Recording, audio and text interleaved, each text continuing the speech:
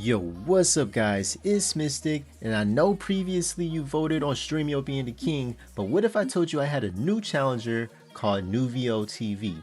Now it just hit beta version 0.6 and it's actually doing what Stremio can't do. And before we dive in, just remember this is a software review for educational purposes, and I'm here to show you the tech and the UI so you can make an informed choice just for yourself. So right off the back, as soon as I open up this new app Nuvio, you guys can see it already has a feature that Stremio doesn't. You can have your own specific profile. So if you want to have one just for kids or one separate than your own, you can actually set it up like this, and you can even set up a pin. So if you want people to lock out, like if it's in the main living room and you don't want people messing up your watch list, you can actually have a guest account or just account just for the kids.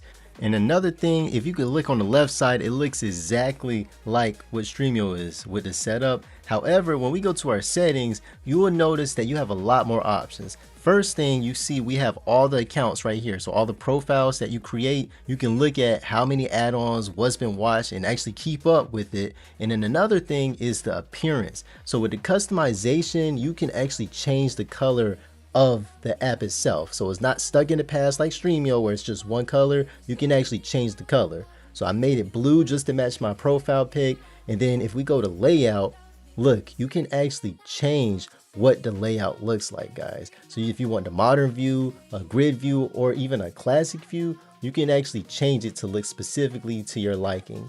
And one of the best quality of life features is actually right here in the interface settings. You can actually toggle autoplay trailers on, which is right here. And this actually gives it that premium Netflix or Apple TV feel when you get a preview of the content before you even click on it.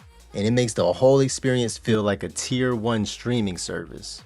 And this one is definitely about the user experience, because if you're tired of the lag on Stremio, then this is actually the polish that you've probably been waiting for.